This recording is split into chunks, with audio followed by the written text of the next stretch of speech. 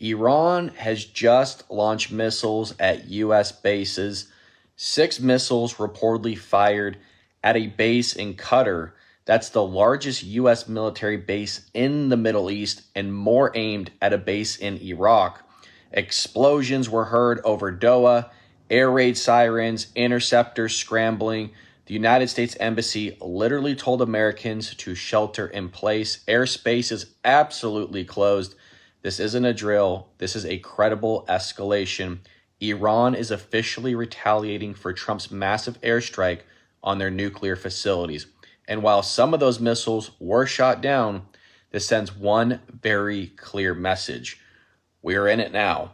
It's now U.S. troops, U.S. bases, U.S. citizens directly in the line of fire. And if Iran thinks Trump is going to back down after this, they clearly haven't been paying attention. We're watching history unfold in real time. Buckle up, because the next move, well, it's Trump's, and he's in the Situation Room. Appreciate you. So you're essentially saying you're asking for literally $1.5 trillion for a war that President Trump said he already won. You're asking for $1.5 trillion, unlimited money for bombs, but insufficient money for the American people, for their health care, their food, their housing, and our farmers, Secretary Rollins, who we have cut SNAP program. We are not funding the losses from emergencies that have happened in blue states, particularly when we had frost. That's not true. False, you're not funding it. But back to you, Secretary Hegseth. And I would like to respond to the fertilizer and the gas. Have your chance. Secretary Hegseth. There's no reason to be rude. You are asking for unlimited money for bombs when people can't feed their families. And I don't know how this administration intends to defend those decisions to the American people. Not unlimited bombs, Senator. I'm asking for the right bombs at the right time to ensure we can deter our adversaries into the future. And that's why this is a generational investment. And it was the previous administration that didn't fund this department. The reason why they are so upset with you and this administration is because the words you have used in the past don't add up. About Iran specifically, you said that we had obliterated, quote unquote, Iran's ability to create nuclear weapons. The president made the same claim. Yet 8 months later, in February of 2026, the president launched an active war claiming Iran was within 2 weeks of having a weapon. So when you say two very different things, the American people don't know who to believe or what to believe. They just know they can't afford their health care, they can't afford their food, they can't afford housing, and our farmers are continuing to suffer. So, which is true? Was it obliterated or wasn't it? What's the status? The nuclear sites under Midnight Hammer were obliterated, but Iranians foolishly continued to attempt to pursue nuclear capabilities, which is why we destroyed their defense industrial base and so many of the other capabilities to ensure they can't get to a nuclear weapon. See, we're staying laser focused on the objective, and you're trying to make campaign commercials. We've lost this war. There's no coming back. We either have to admit that we lost and come home, or commit 1 million ground troops and be bogged down in a war that lasts the next 20 years. According to the administration as of today, the strikes against Iran are on hold. But listen to the discussions that they're having behind closed doors. According to Axios, and if you don't read Axios, I highly recommend that you do, the top U.S. commander in the Middle East, Admiral Brad Cooper, recommended stopping the bombing campaign around the Strait of Hormuz because it had reached the limit of its effectiveness. In other words, we had already hit all the targets worth hitting. You can't just bomb, dirt. That's not going to do anything. He noted we already hit pretty much all the targets worth hitting and that there was essentially, his words, no point in continuing. At the same time, General Dan Kane, the chairman of the Joint Chiefs of Staff, warned the president and Defense Secretary Pete Hegseth that America's supply of air defense interceptors was becoming a serious concern, raising questions about our ability to defend U.S. troops and our allies if the war were to escalate. We don't have enough defensive missiles. Then came CNN's reporting. Sources said that General Kane cautioned Secretary Hegseth and President Trump that our munitions were running dangerously low. They warned about the possibility of mass civilian casualties, a regional refugee crisis, Iranian retaliation against Gulf energy and desalination infrastructure, and a much broader regional war. Remember, that's what we talked about on this show just last week. Think about that. Just weeks ago, the promise was that Iran would collapse within a month. Now the conversation inside the White House is about running out of missiles. It's about protecting American forces. It's about trying to prevent the conflict from spreading. And this is how U.S. Ambassador to the United Nations, Mike Waltz, is responding, trying to spin this reporting in the administration's favor. Listen to this. I want to ask you about the assets. NBC News is reporting the Pentagon is actually rationing some defense weaponry amid diminishing supplies. Is America backing away from a larger military attack because its military stockpile has been depleted? Well, look, we have to take a step back here in that a lot of stockpiles were depleted, not only from what we gave Ukraine over the last however many years, 4 or 5 years, and the administration inherited, the Secretary Hegseth inherited a depleted situation from not only Ukraine, but also the ongoing fight with the Houthis under the Biden administration and a depleted military under the Biden administration. So they have decided, one, they're going to new types of munitions, cheaper munitions, new technologies, but also with these new defense budgets, rebuilding our great military. However, but you acknowledge I want to be clear. Do you acknowledge they're depleted, though, at this moment? I want to be crystal clear. The U.S. military, and I've verified this every which way, has everything that it needs to conduct this campaign as effectively as it needs to be. And I have to tell you, the people that are leaking this nonsense deserve to be in jail. Did you catch that? The people leaking this nonsense deserve to be in jail, but we're not depleted. So if the leak is that our missiles are depleted and that's not true, then there's no crime.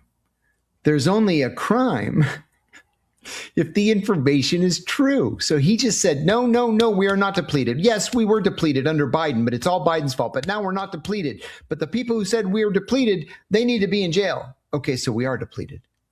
Make up your mind. Good Lord.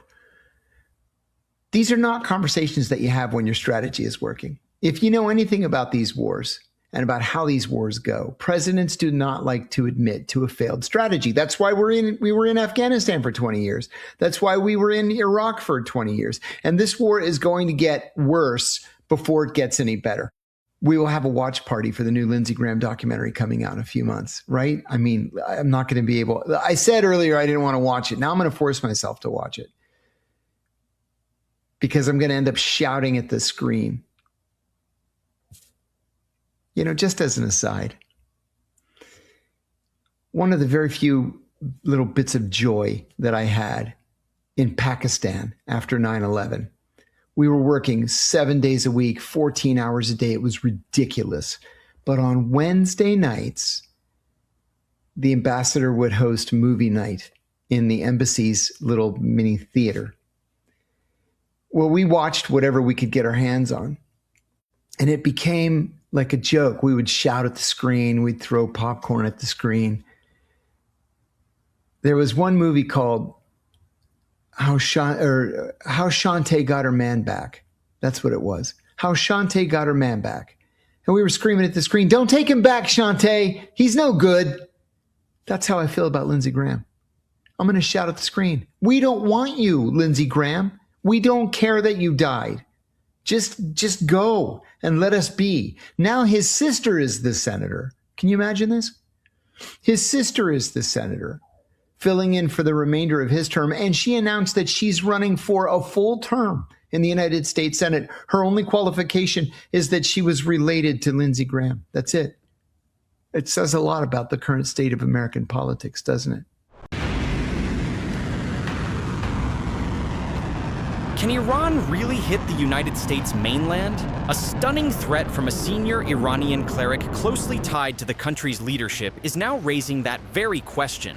During Friday prayers in Avaz on August 7th, senior Iranian cleric Abdolnabi Musaffafard claimed Iran is preparing to dramatically extend the range of its missiles, although Iran's military has not publicly unveiled a 15,000-kilometer weapon or confirmed such a program.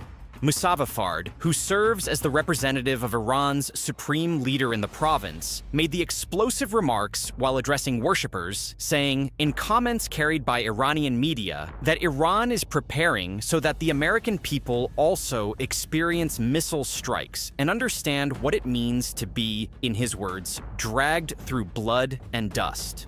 The number he attached to that ambition, 15,000 kilometers, a range that, if Iran could actually develop and deploy it, would put much of the continental United States within reach. He noted that Iranian missiles can already reach Israel, roughly 2,000 kilometers away, before leading chants of revenge and calling for the destruction of Israeli Prime Minister Benjamin Netanyahu. Words from a pulpit, not a launch pad, but words that Washington cannot afford to ignore. And that is exactly the point. Because behind the rhetoric sits a very real arsenal, built for exactly this kind of confrontation. Iran entered the recent wars with one of the Middle East's largest and most diverse missile forces. U.S. Central Command estimated in 2022 that Iran possessed more than 3,000 ballistic missiles, a figure that predates the enormous expenditure of the current war. And missiles are not a side program for Tehran. They sit at the very heart of its military doctrine, as the country's most important strategic deterrent against a far more powerful United States and its regional allies. That is the logic the West often refuses to say out loud. A nation that cannot match American aircraft carriers or stealth bombers builds the one thing that makes attacking it expensive. And Iran has spent decades making that deterrent survivable. Over the years, Tehran has built what it calls missile cities, vast underground military facilities carved into mountains and designed to protect missile systems from enemy strikes. Iran has publicly displayed these complexes in carefully staged reveals, associated with systems like the Shahab-3, Sejil, and Khorramshahr families, with reported ranges reaching around 2,000 kilometers, showcases designed as much for Washington's eyes as for Iranian television. The message of those tunnels is the same as the message from Avaz. You may strike first, but you will not strike everything. But Iran's ambitions may stretch far beyond that. Iran's missile program has long-standing technological links to North Korea, while Chinese origin technology and components have also influenced parts of its broader missile development. U.S. Treasury reporting has documented Iranian missile technicians working in North Korea on an 80-ton rocket booster project, a window into decades of cooperation between the two capitals. North Korea went on to demonstrate intercontinental missile technology capable of threatening the United States, and the question now haunting Western analysts is how much of that roadmap Pyongyang is willing to share. If direct transfers of modern North Korean ICBM hardware to Iran ever surface, that would mark an extraordinary escalation of this entire confrontation. So let us be precise, because this is where the headlines and the evidence part ways. There is currently no confirmed evidence that Iran possesses an operational nuclear weapon or a proven intercontinental ballistic missile capable of reaching the American mainland. That distinction is critical. Iran may be talking about what it wants to develop, but that does not mean the capability exists today. And notice something else. It is a cleric making this promise, not a general unveiling a missile. Tehran knows the gap between ambition and arsenal. So does Washington. What the declaration does is publicly advertise a future capability Washington has long considered possible if Iran eventually chooses to pursue an ICBM, and in the arithmetic of deterrence, doubt is a weapon of its own. Meanwhile, on the ground, Iran is rebuilding, and what it is building is telling. After its air defenses suffered devastating losses during the fighting that began in late February, with Israeli and later U.S. military officials estimating that roughly 80% of Iran's air defense network had been destroyed or struck. Tehran is flashing a new warning with a mix of homegrown systems. Iran claims its domestically produced Arman system can detect dozens of targets at roughly 180 kilometers, engage threats at up to 120 kilometers, and deploy in around 3 minutes. Alongside it, the Azaraksh system, meaning lightning, is mounted on a 4x4 vehicle, carries 4 ready-to-fire infrared-guided missiles, and is built to hunt drones, cruise missiles, and helicopters at low altitude. Iranian officials say these are cheaper and more efficient alternatives to expensive foreign systems, and IRNA reported the new additions would significantly strengthen the air defense network. On the defensive side, the picture is radars, interceptors, and mobile point defense systems. Separately, Iran continues rebuilding its offensive ballistic missile inventory, which includes Fatah, the ballistic missile Tehran describes as its first domestically produced hypersonic weapon, with a reported range of 1,400 kilometers. And the rebuilding may extend far beyond domestic production. Reports suggest Iran is seeking hundreds of Chinese and Russian manpads, and the paper trail is stacking up. Reuters reports a contract for between 300 and 400 Chinese QW-12 and FN-16 manpads, with initial deliveries planned through Pakistan, although both China and Pakistan deny the reported arrangement. Separate Kurdish sources claim several hundred Russian Verba systems have already reached Iran, a claim still running ahead of the evidence, while the stronger documented trail is a Financial Times report of a Russian contract for 500 launchers and 2,500 missiles, with most deliveries scheduled for later. Opposition sources have also mapped claimed deployments across several strategic regions of the country. Analysts caution that manpads alone cannot overturn U.S. air superiority and would likely become early targets for American intelligence. Their greatest value would be against low-flying aircraft, helicopters, and drones, adding another mobile layer of threat to the skies American pilots must cross. Step back, and the shape of this story is clearer than the headline suggests. A cleric promises 15,000 kilometers. The confirmed picture is more modest and more interesting. A historically enormous missile arsenal, hardened underground infrastructure, and a rapid effort to rebuild damaged air defenses. None of it points to an imminent strike on the American mainland. All of it points to a country building layer after layer of cost around itself, so that every future attack on Iran carries a higher price than the last. That is not the behavior of a state preparing to conquer. It is the behavior of a state that has been bombed for months and intends never to be defenseless again. So, can Iran hit the American mainland today? There is no confirmed evidence that it can. But if Tehran genuinely succeeds in developing a 15,000-kilometer capability, the strategic equation would change dramatically, because the one thing that has always made this war feel safe in Washington is distance. And distance, Tehran is telling the world, is a problem it is working on. The world is watching, and so far, neither side is blinking. Subscribe to WLA for daily geopolitical analysis. Thank you for watching those clips, and thank you for staying tuned. As you can see, Iran has unveiled 15,000-kilometer missiles to reach U.S. soil. And what could this mean for the American people? As you know, all know that the war between Iran and America started to escalate early this year. And now there was a time they both reached agreement, and all of a sudden the agreement collapses along the line. With the likes of US government backing Israel and Iran not giving up, now taking another turn, which was the reason why Iran closed the Strait of Hormuz, which causes the skyrocketed in the oil industry across the globe. And now the world leaders are now raging as well. The white folks, virtually everybody is raging that this war should not continue, so that it should not eat the economic crisis of each country globally. That is exactly what is happening in this video.